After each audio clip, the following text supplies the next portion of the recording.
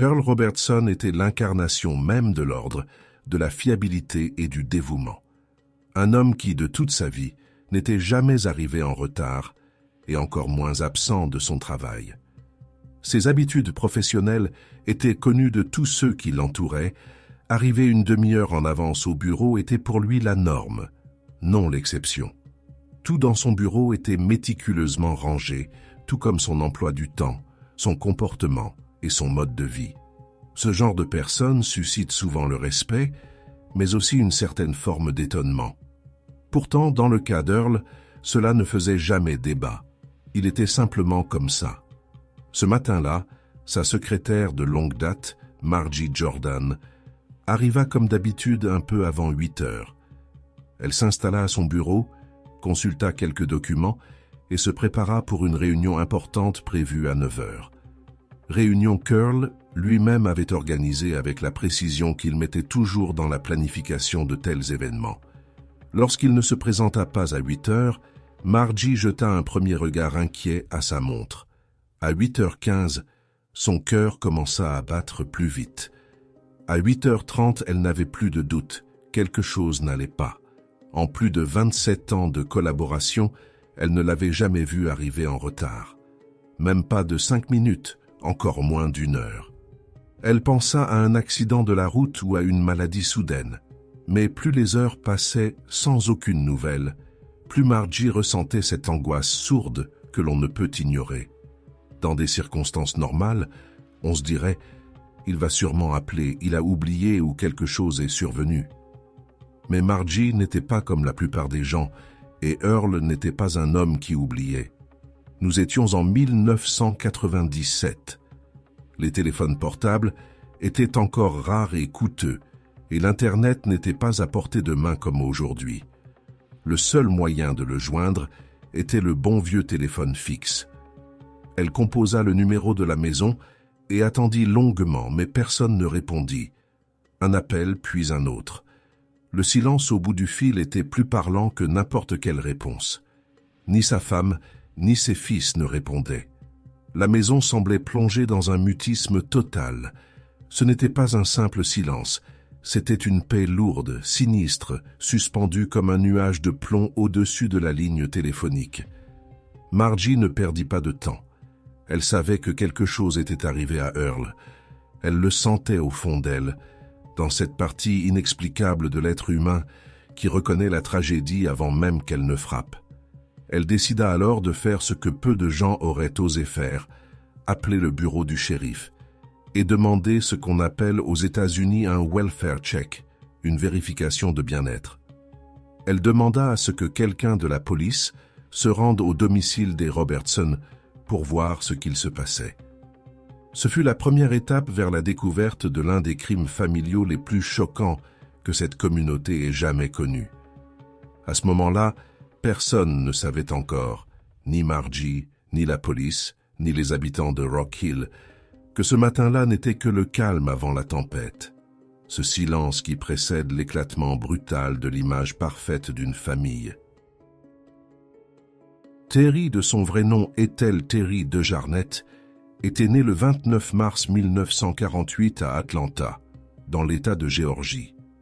Son père était un haut gradé de l'armée américaine, un colonel, et la vie de famille était marquée par de fréquents déménagements, inhérents à la carrière militaire.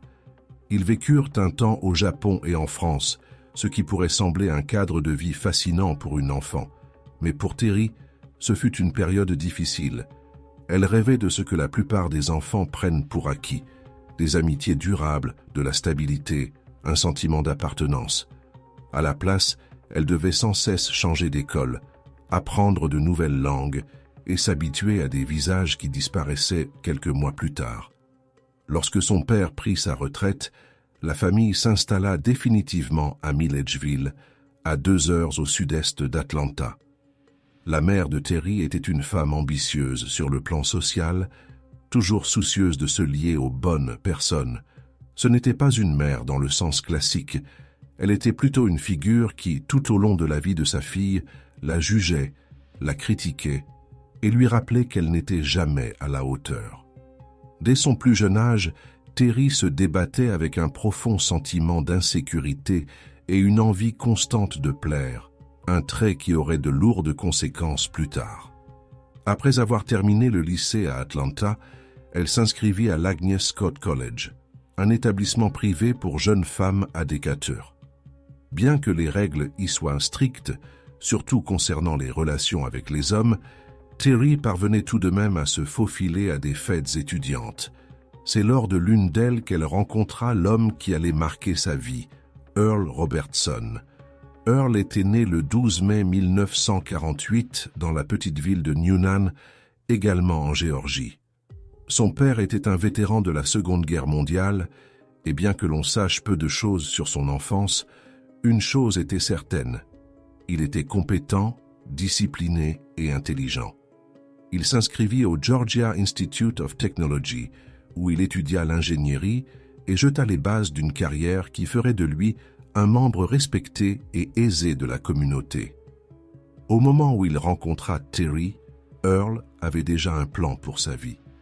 Il lui suffit d'une fête, d'un regard, et il sut qu'il voulait Terry à ses côtés. Bien qu'ils ne se connussent que depuis quelques mois, il la demanda en mariage le jour de la Saint-Valentin de l'année 70. Terry accepta.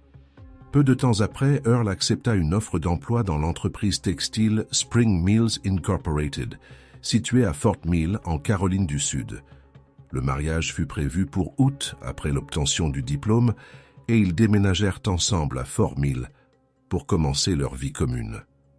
Durant les premières années de leur mariage, ils vécurent dans un immeuble où logeaient également d'autres collègues d'Earl. Ils rencontrèrent de nombreux jeunes couples, fréquentaient ensemble l'église et devinrent rapidement intégrés à la communauté locale.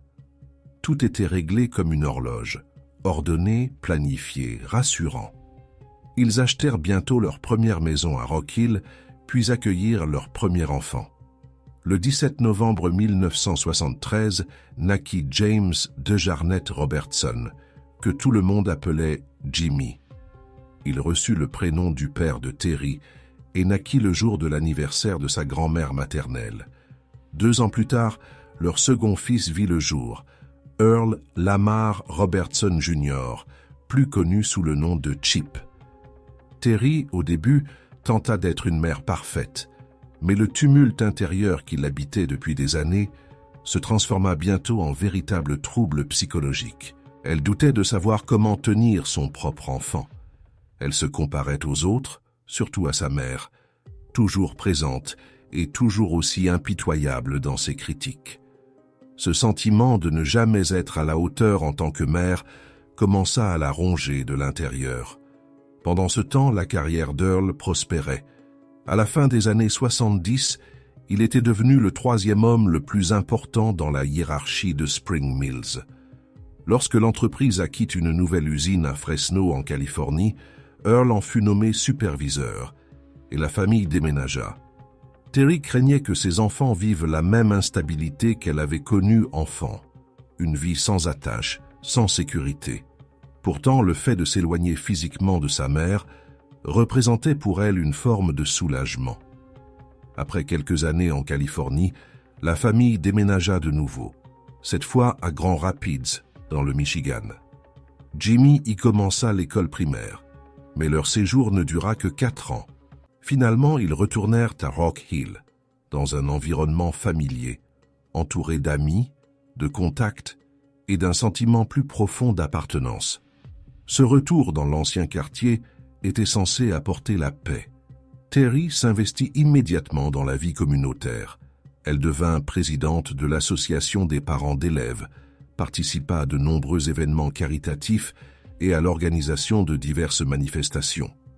De l'extérieur, tout semblait parfait, une famille de rêve. Mais à l'intérieur du foyer Robertson, les choses commencèrent à changer, et le premier signe que quelque chose n'allait pas venait de Jimmy. En entrant dans l'adolescence, le caractère de Jimmy commença à changer. Les enfants qui jouaient auparavant avec lui commencèrent à l'éviter. À l'école, il était victime de harcèlement en raison de sa petite taille et de sa maladresse. Un enseignant alla même jusqu'à dire à Terry qu'il considérait Jimmy comme un enfant gravement perturbé et que s'il ne changeait pas, son avenir se résumerait à la prison ou au cimetière. Malgré ces avertissements, Jimmy faisait partie des scouts et atteignit même le rang de Eagle Scout, le plus haut grade que l'on puisse obtenir dans ce mouvement. En classe de première, Jimmy obtint une bourse pour étudier en Allemagne. Il y passa toute une année scolaire. Pour ses parents, c'était un honneur, une reconnaissance de sa réussite scolaire. Mais pour Jimmy, c'était une occasion de fuir tout contrôle. Ses parents lui envoyaient 1 000 $ par mois pour couvrir ses dépenses, et comme l'âge légal pour consommer de l'alcool en Allemagne est plus bas qu'aux États-Unis, Jimmy profita largement de cette liberté. Il buvait, faisait la fête et perdit rapidement tout sens des responsabilités. À son retour aux États-Unis, il termina le lycée et s'inscrivit au Georgia Institute of Technology, le même établissement que son père. Earl était ravi. Il espérait que son fils suivrait ses traces, celles d'un homme stable et instruit. Mais l'espoir fit rapidement place à la déception. Jimmy n'était pas un étudiant assidu. Il échouait à la plupart de ses examens, avec seulement quelques rares réussites. La seule matière où il excellait était la psychologie, où il obtint un A, la meilleure note possible dans le système américain. Mais cela ne suffisait pas à remonter sa moyenne générale. Il fut mis en probation académique, se ressaisit brièvement, puis rechuta. Finalement, il fut renvoyé de l'université. En 1994, Earl et Terry durent admettre ce qu'ils refusaient. Jusque-là, leur fils était complètement hors de contrôle. Bien qu'ils lui permettent de vivre à la maison après son renvoi, ils instaurèrent des règles strictes. Il devait payer un loyer, les factures et sa nourriture. Jimmy commença à travailler dans la restauration, mais ne parvenait pas à conserver un emploi. Il échouait régulièrement aux tests de dépistage de drogue. L'année suivante, il fut arrêté à plusieurs reprises pour conduite en état d'ivresse. La situation empirait de jour en jour. En plus de l'alcool et de la drogue, Jimmy développa une addiction au jeu. En une seule soirée, il pouvait perdre plus de 1 000 $. Comme il n'avait pas d'argent, il se mit à voler ses parents. Il prenait des chèques vierges, les remplissait lui-même et falsifiait la signature de son père, inscrivant des montants de plusieurs centaines de dollars. À un moment donné, sa colère déborda même le cadre verbal. Lorsque sa petite amie de l'époque, Erin Savage, lui raconta qu'un collègue la harcelait, Jimmy n'hésita pas. Ils se rendirent dans un restaurant Waffle House où un ami leur remit un récipient d'huile usagée. Ensuite, ils allèrent jusqu'à la voiture de l'homme en question, versèrent l'huile sur le véhicule et crevèrent les 4 pneus. C'est à ce moment-là qu'il sembla y avoir un tournant. Jimmy entama une thérapie. Terry y participa également, car elle était tombée en dépression. La famille recommença à espérer une sortie de crise. Mais la thérapie n'eut pas les effets escomptés. En août 1995, Terry demanda à son fils de payer son loyer.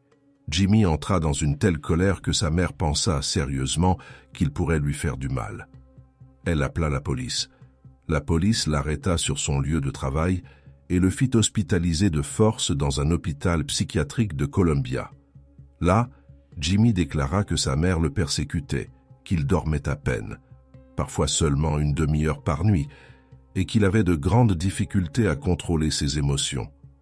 Le psychiatre conclut qu'il existait un réel danger que Jimmy perde le contrôle de sa colère et blesse gravement quelqu'un. Au même moment, Terry fut également internée dans un hôpital psychiatrique. Elle luttait contre des pensées suicidaires, un profond sentiment de culpabilité et l'impression de ne pas être une bonne mère. On lui diagnostiqua un trouble bipolaire et un trouble obsessionnel compulsif. Elle fut libérée quelques jours avant Noël.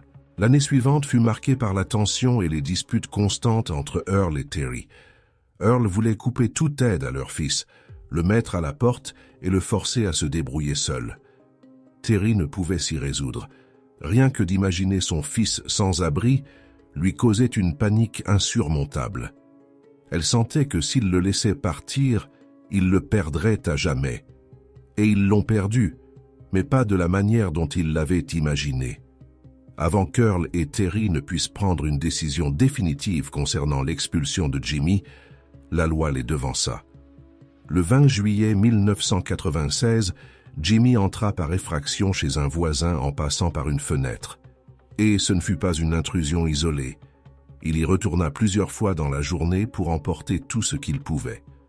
Un téléviseur, une caméra, des bijoux, des chèques, des cartes de crédit, puis même une voiture entière, une Toyota Celica. Le soir même, avec une carte Sears volée, il acheta 6 téléviseurs, 6 magnétoscopes, plusieurs détecteurs de radar et un jeu de pneus. La valeur totale dépassait les 3 800 $.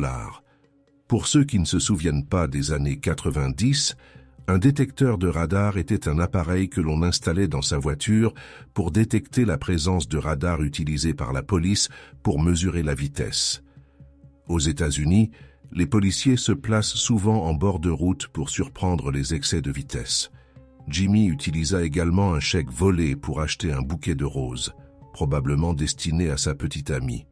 Pourtant, il ne fit aucun effort pour dissimuler ses traces. Il fut rapidement arrêté, avoua tout et expliqua même qu'il avait porté des chaussettes aux mains pour ne pas laisser d'empreintes digitales. Il fut incarcéré à la prison de Lee Correctional Institution où il passa près d'1 an. Là, il rejoignit des groupes de soutien aux toxicomanes, comme les narcotiques anonymes, et suivit des ateliers de gestion du stress et de la colère. Au cours de ce processus, il reçut une brochure dans laquelle il consignait ses émotions et qu'il emporta avec lui à sa sortie. Pendant que Jimmy était encore derrière les barreaux, son frère cadet Chip revint à la maison depuis Philadelphie où il étudiait à l'université de Pennsylvanie.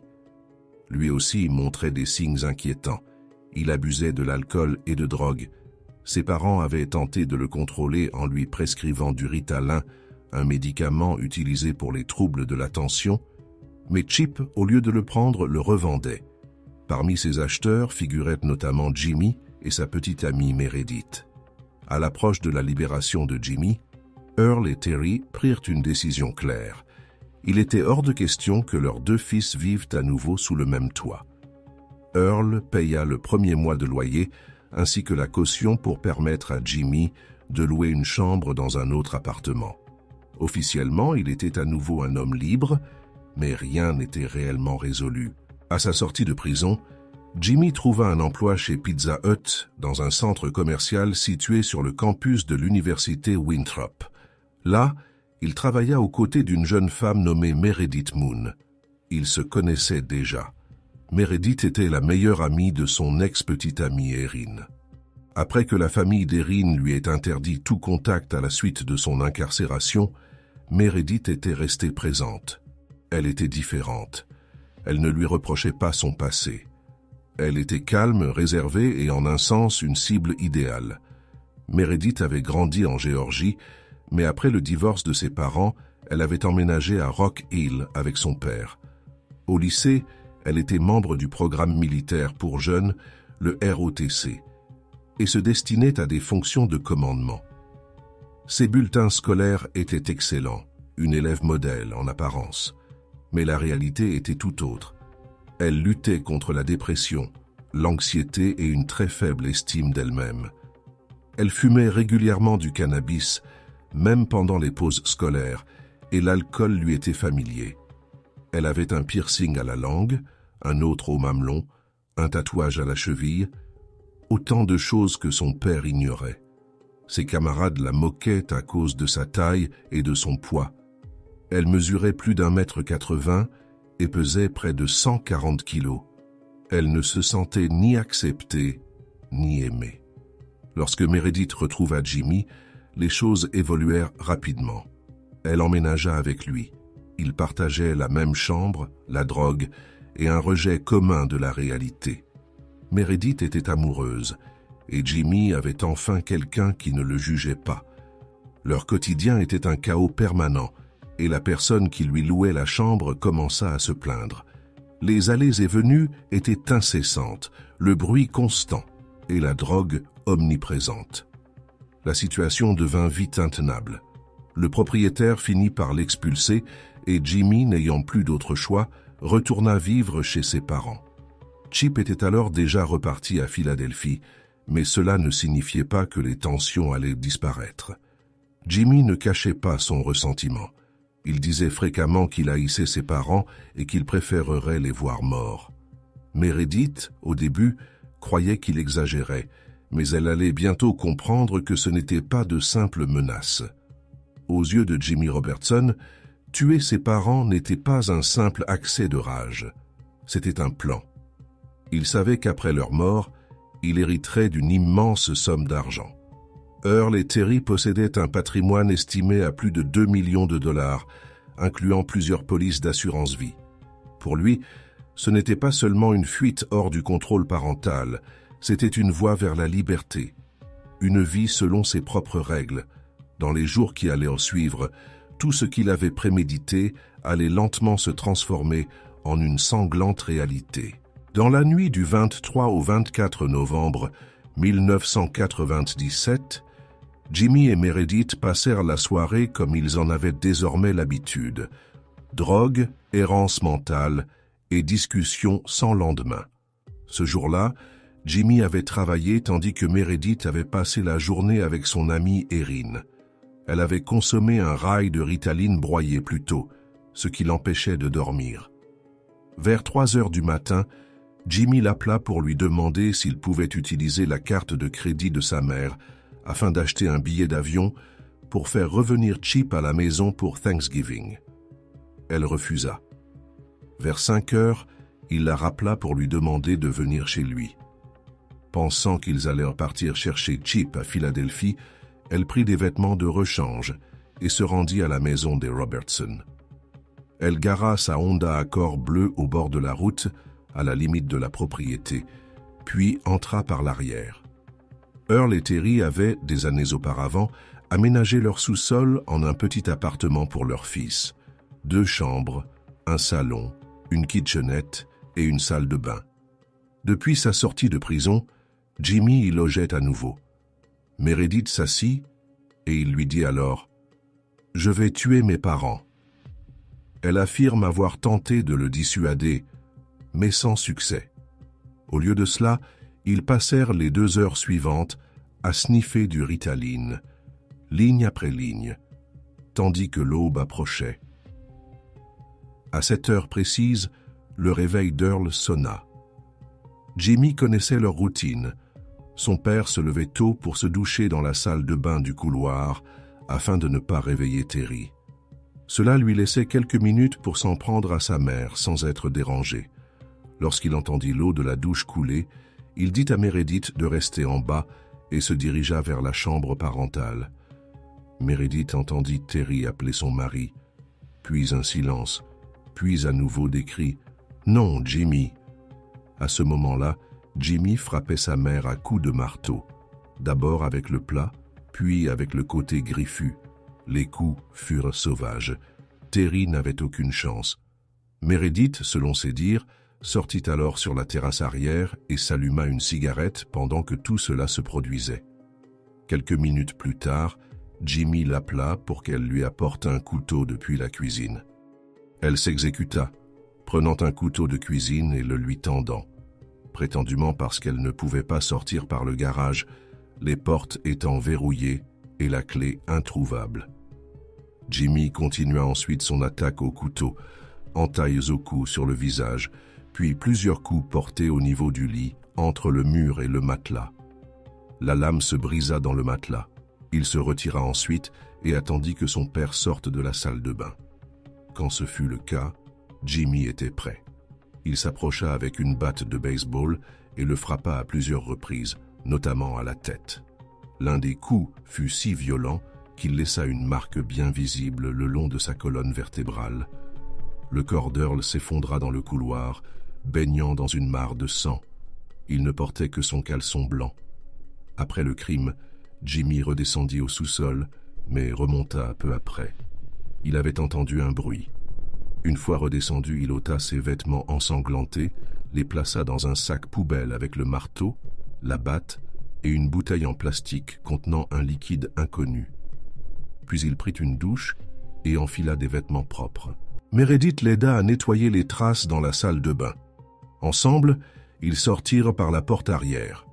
Jimmy prit un râteau et brisa la vitre de la porte arrière de la maison pour faire croire à une tentative de cambriolage. Ensuite, ils sortirent le sac contenant les preuves et le placèrent dans le coffre de la Mazda protégée rouge d'Earl. Alors qu'ils emballaient leurs affaires, un voisin les vit et leur fit signe. Ils lui répondirent par un sourire avant de partir. La Honda Accord bleue de Meredith resta garée au bord de la route, témoin muet de ce qui venait de se produire. Ni Jimmy ni Meredith ne tentèrent de cacher qu'ils avaient été sur les lieux. À ce moment-là, 2 jeunes venaient de quitter la scène d'un double meurtre comme s'ils partaient en vacances. Quelques heures seulement après l'assassinat d'Earl et Terry Robertson, leurs proches commencèrent à s'inquiéter. Earl ne s'était pas présenté au travail. Nous étions le lundi 24 novembre 1997 et la réunion qu'il avait lui-même organisée avait déjà commencé sans lui. Sa secrétaire Margie n'avait plus aucun doute. Quelque chose n'allait pas. Elle appela le bureau du shérif du comté de York et demanda qu'un agent se rende à leur domicile pour vérifier la situation. Pendant ce temps, Terry devait récupérer un gâteau commandé chez son amie Martha George. Elle ne s'y présenta pas. Martha tenta de la joindre à plusieurs reprises par téléphone sans succès. Inquiète, elle contacta le centre de conseil où Terry travaillait à temps partiel. L'administratrice, Debbie Brisson, essaya également de joindre la maison, en vain. L'angoisse monta. Debbie décida alors de monter dans sa voiture et d'aller voir par elle-même chez les Robertson. Entre-temps, un adjoint du shérif arriva sur les lieux. Il frappa à la porte. Pas de réponse. Il jeta un œil à travers plusieurs fenêtres, sans rien remarquer d'anormal. La maison semblait calme, et la voiture qu'Earl utilisait habituellement n'était pas dans l'allée. Un voisin croisé dans la rue déclara qu'Earl partait généralement travailler avant qu'il ne se lève. Il ajouta que si la Mazda rouge n'était pas là, c'est qu'Earl était déjà parti. Sur cette base, l'adjoint fit son rapport radio, indiquant que tout semblait normal. Mais alors qu'il se rendait à une cabine téléphonique pour informer Margie, Debbie Brisson arriva à son tour. Elle se dirigea vers l'arrière de la maison. La porte était entr'ouverte. Le verre de la porte était brisé. Elle entra. La maison était d'un silence glaçant. En marchant dans le couloir en direction du salon, elle tourna au coin et vit une scène qui allait la hanter pour le reste de sa vie. Earl Robertson gisait face contre terre dans une mare de sang. Son crâne était fracassé, méconnaissable. Ses membres étaient raides. Son corps, froid. Debbie tenta de fuir, mais toutes les portes étaient verrouillées. L'entrée principale et celle de la cuisine étaient équipées de verrous de sécurité nécessitant une clé, même de l'intérieur, ce qui, dans plusieurs États américains, est contraire aux normes de sécurité incendie. Alors qu'elle cherchait désespérément une sortie, l'adjoint revint. Par une fenêtre, Debbie lui fit comprendre qu'elle était coincée à l'intérieur. Il la fit sortir par l'une des fenêtres à l'arrière. Devant la maison, elle ne prononça qu'un mot. Earl est mort. Des renforts policiers arrivèrent rapidement. Armés, ils pénétrèrent dans la maison par l'arrière. Ils trouvèrent d'abord le corps d'Earl, puis, dans la chambre à coucher, celui de Terry. Elle était allongée entre le lit et le mur, baignant dans le sang, avec des plaies visibles au cou, au visage et à la tête. L'autopsie révélera que les blessures étaient dues à des coups de marteau, à la fois avec le côté plat et le côté griffu, et à des entailles de couteau. Un couteau brisé fut retrouvé au milieu du matelas. Un côté du lit était complètement trempé de sang. La maison était entièrement verrouillée. Aucune trace d'effraction. Les portes étaient fermées, les fenêtres intactes. La mise en scène d'un cambriolage n'était qu'une illusion. Tandis que les experts de la police scientifique travaillaient sur la scène de crime, les enquêteurs interrogeaient les voisins. L'un d'eux déclara avoir vu ce matin-là Jimmy et une jeune fille blonde monter dans une Mazda rouge avant de partir. Il leur avait fait un signe et il lui avait répondu joyeusement. La police retrouva rapidement la voiture bleue garée à proximité Elle était enregistrée au nom de Douglas Moon, le père de Meredith. Lorsqu'ils le contactèrent, Douglas affirma qu'il ignorait que sa fille fréquentait Jimmy. Il déclara ne l'avoir jamais rencontré. Il expliqua que la veille, Meredith lui avait dit qu'elle allait chez Erin, soi-disant pour l'aider à se rendre à l'hôpital après s'être blessée. C'était un mensonge. Meredith n'était pas allée chez Erin, mais chez Jimmy. Quand la police interrogea Erin, elle confirma ne pas avoir vu Meredith depuis minuit.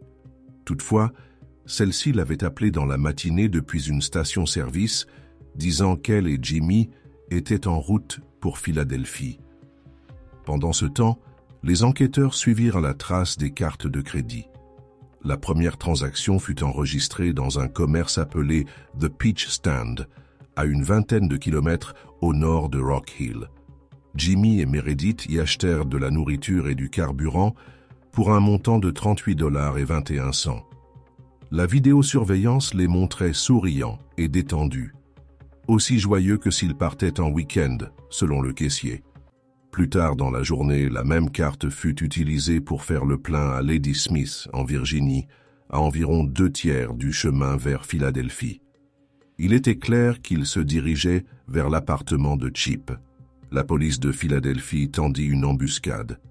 Vers 20 heures, la Mazda protégée rouge s'arrêta dans la 41e rue. 4 policiers s'approchèrent du véhicule, armes au poing.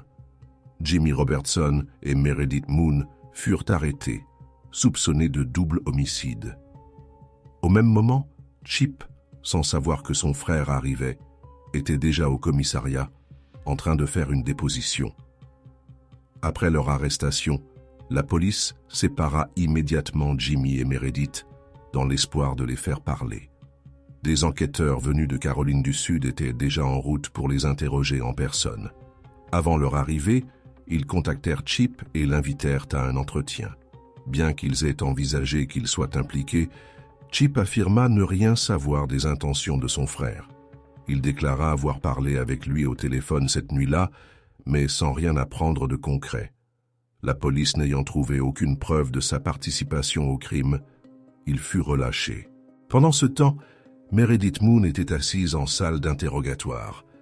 Les enquêteurs connaissaient son profil, sans casier judiciaire, issu d'une famille divorcée, discrète, introvertie, en quête d'attention.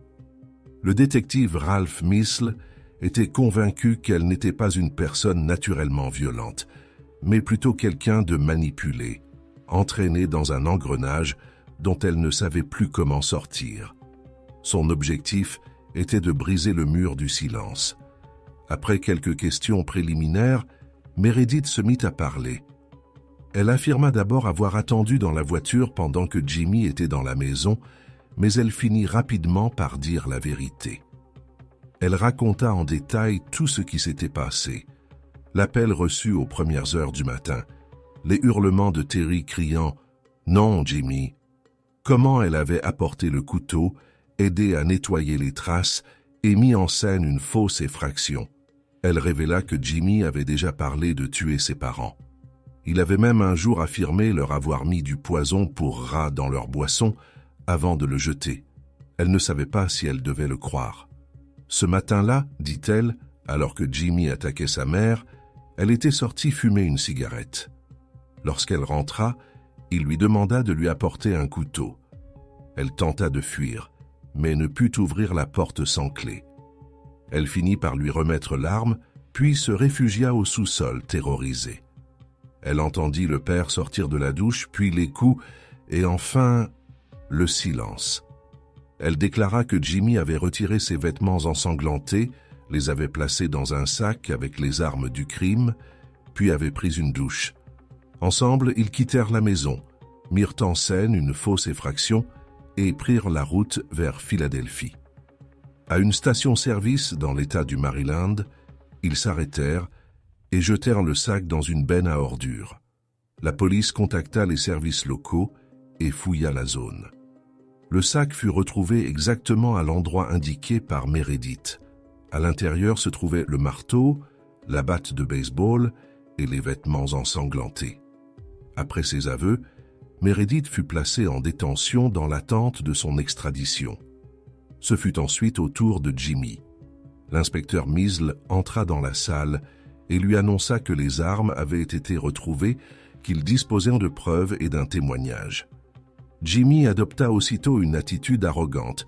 Il affirma ne rien savoir du sac, que Meredith lui avait demandé de s'en débarrasser, mais qu'il ignorait ce qu'il contenait. Il déclara avec suffisance « 2 personnes seulement savent ce qui s'est passé dans cette maison, Meredith et moi. La vérité finira bien par éclater. » Après son arrestation, Jimmy écrivit plusieurs lettres à son frère Chip, le suppliant de lui trouver un avocat et évoquant des options coûteuses, l'un à 175 000 $, un autre à 75 000.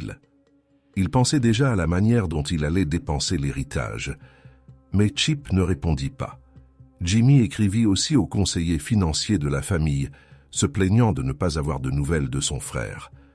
Dans l'une de ses lettres, il écrivait « Peu importe de quel côté tu choisis d'être, tu resteras toujours mon frère et je t'aimerai toujours. » Des mots écrits par un homme qui venait de tuer leurs 2 parents. Pendant que Jimmy cherchait un moyen d'échapper à la peine de mort, les experts judiciaires analysèrent les preuves. Le sang retrouvé sur le marteau et la batte correspondait à Earl et Terry. Le verre brisé à l'arrière de la maison avait été fracassé depuis l'intérieur, preuve flagrante d'une mise en scène. Les cartes de crédit utilisées pendant la fuite, les vidéosurveillances, les témoignages des voisins, tout pointait dans la même direction. Jimmy Robertson avait planifié, exécuté et tenté de dissimuler le double meurtre de ses parents. Meredith Moon en était la complice, et puis vint le moment décisif, après avoir reçu une lettre de Jimmy dans laquelle il lui écrivait « Va te faire foutre », Meredith décida de coopérer avec le procureur. Elle choisit de ne pas sombrer avec lui. Avec les aveux de Meredith Moon et l'accumulation de preuves matérielles, le dossier contre Jimmy Robertson était pratiquement irréfutable. Le procès débuta, et Meredith accepta de témoigner contre lui en échange d'une peine réduite. Accusée de complicité après homicide et de 2 actes de vol à main armée, elle plaida coupable et fut condamnée à 20 ans de prison. Elle purgea sa peine en Caroline du Sud et fut libérée sur parole après 10 ans. Elle s'installa en Géorgie, se maria, fonda une famille et disparut de la sphère publique. Au tribunal, Meredith livra un témoignage détaillé. Elle raconta la nuit du crime, les images, les cris, le sang, la peur paralysante qu'elle avait ressentie. Elle admit qu'elle aurait pu fuir, qu'elle avait physiquement la possibilité de s'échapper, mais qu'elle était restée terrifiée. Elle reconnut sa faiblesse avec sincérité. Elle parla de ses cauchemars, de sa culpabilité et du fait que chaque jour en prison était une tentative de rédemption. Sinon aux yeux du monde, alors au moins aux siens. Les avocats de la défense tentèrent de la faire passer pour une manipulatrice, une jeune femme physiquement plus forte que Jimmy, capable de l'arrêter. Mais personne dans la salle d'audience ne crut cette version. Les preuves étaient accablantes. Le sang sur le marteau, la batte et le couteau appartenaient exclusivement à Earl et Terry. Les vêtements de Meredith n'étaient pas tachés. Un voisin l'avait vu partir avec Jimmy. Et surtout, tout ce qu'elle avait déclaré concordait avec les résultats de l'enquête. Jimmy refusa de témoigner pour sa défense.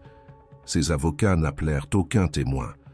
Leur seul argument fut de contester l'identité des victimes, affirmant que rien ne prouvait formellement qu'il s'agissait d'Earl et Terry Robertson. Le juge rejeta cette thèse sans hésiter. Des dizaines de témoins, des experts légistes et des proches avaient formellement identifié les corps. Les rapports d'autopsie étaient clairs. Pour le jury, le public et les médias, il n'y avait aucun doute. Le verdict fut unanime, coupable sur tous les chefs d'accusation. Dans la seconde phase du procès, on débattit de la peine. La défense tenta de présenter Jimmy comme un homme mentalement instable, victime de pression familiale et de ses propres troubles. Mais ses propres mots ne jouèrent pas en sa faveur. « Je ne pourrai jamais expliquer. Je ne saurai jamais pourquoi ou comment. je sais juste que c'est arrivé. » Comme dans ses lettres à son frère, il cherchait à banaliser le crime. C'est arrivé, c'est tout.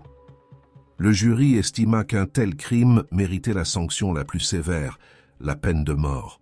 Après le verdict, Jimmy demanda d'abord à être exécuté immédiatement, puis changea d'avis et entama une procédure d'appel.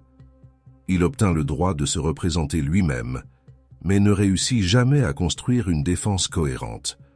Entre-temps, il envoya des lettres à Meredith, la tenant pour responsable de tout. « Peux-tu honnêtement dire que tu sais qui était dans cette maison? Peux-tu affirmer que ce sang n'était pas celui d'un chien ou d'un chat? » Une tentative manifeste de manipulation et le summum du déni. La police n'avait trouvé ni chien ni chat tués. Elle avait trouvé 2 personnes, ses parents, qu'il avait tués de ses propres mains. De son côté, son frère Chip tenta de reconstruire sa vie. Bien qu'il n'ait jamais été officiellement impliqué dans le crime, son comportement après les meurtres suscita le malaise. Il retourna dans la maison familiale avant même que le sang n'ait été nettoyé. Il organisa des fêtes, dilapida de l'argent et sombra dans la drogue et l'alcool. À la fin de l'année 1998, il fut arrêté pour falsification de chèques et trafic de cocaïne et de Xanax. Condamné à 5 ans de probation et 3 mois de désintoxication, il déclara plus tard que cette arrestation lui avait sauvé la vie. Après sa cure, il retourna à l'université et renoua le contact avec son frère en prison. Aujourd'hui, il lui rend visite de temps à autre. Et Jimmy, il est toujours dans le couloir de la mort. Il écrit, se plaint, manipule et attend. Que s'achève le dernier chapitre. De cette famille qui semblait incarner le rêve américain, il ne reste plus rien. Rien que du sang, des murs de prison et des cicatrices psychologiques. Et une question qui résonne encore aujourd'hui, Jimmy Robertson est-il né monstre? Ou l'est-il devenu parce que tout le monde l'a abandonné, y compris lui-même?